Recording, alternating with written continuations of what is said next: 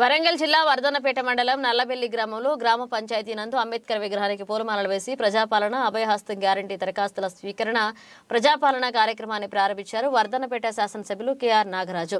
అనంతరం మాట్లాడుతూ ప్రజలకు ఎలాంటి అసౌకర్యం లేకుండా అధికారులు అన్ని ఏర్పాట్లు చేసి వారికి అన్ని విధాలుగా ప్రజలకు సలహాలు సూచనలు ఇస్తూ దరఖాస్తులు స్వీకరించాలని అధికారులను సూచించారు. అనంతరం జెడ్పీఎస్ఎస్ పాఠశాలలో 10వ తరగతి విద్యార్థులకు ప్యాడ్లు, కంపాక్సులు, పెన్నులు పంపిణీ చేశారు. ఈ కార్యక్రమంలో అధికారులు మరియు గ్రామ సర్పంచ్, ఎంపీటీసీ, జెడ్పీటీసీ, నల్లబెల్లి గ్రామ పార్టీ అధ్యక్షుడు, యూత్ నాయకులు, కాంగ్రెస్ పార్టీ సీనియర్ నాయకులు, కార్యకర్తలు పాల్గొన్నారు.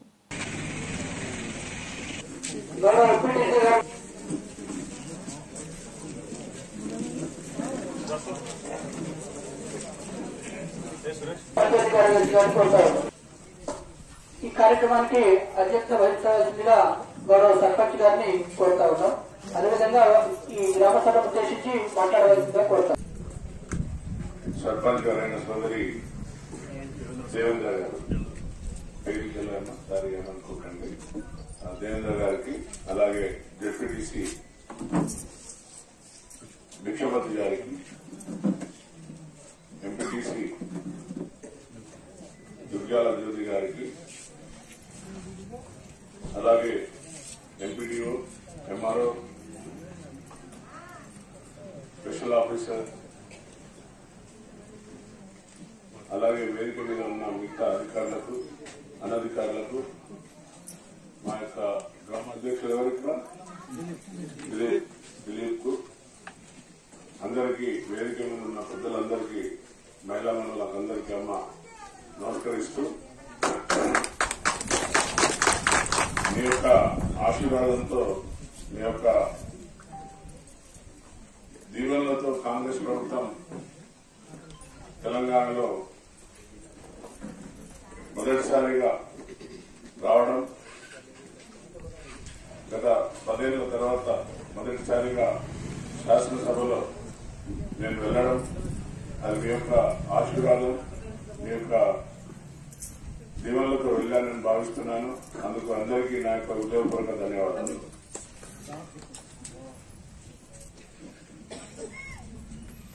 ఇప్పుడు ప్రజల వద్దకే పాలన వచ్చిందమ్మా.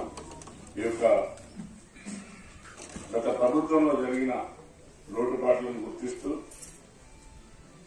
ఎవరిని కూడా ప్రజలను ఇబ్బంది పడకుండా మీ సేవల కాడికో లేక ఈ సేవల కాడికో లేక ఎక్కడ కూడా అప్లికేషన్లు అప్లై చేయకుండా మీ వద్దకే అధికారులందరినీ తీసుకురావడం జరిగింది.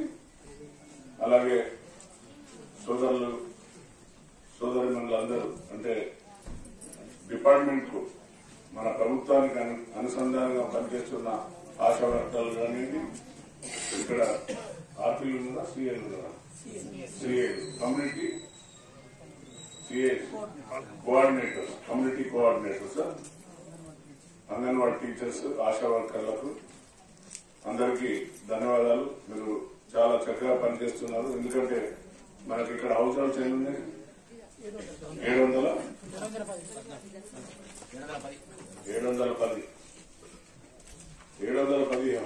హౌస్ హోల్డ్లకు, 715 హౌస్ హోల్డ్లకు ఫామ్స్ ఇచ్చారమ్మా, అందరికి ఇచ్చారా? ఓకే. సో మీ ఇంటి వద్దకే వచ్చే ఫామ్స్ అన్ని మా యొక్క అంగన్వాడీ టీచర్లు కానివ్వండి, ఆశా వర్కర్లు కానివ్వండి, లేదా సీఏలు కానివ్వండి, ప్రతి ఒక్కరూ మీ వద్దకు వచ్చి ఇవ్వడం జరిగింది.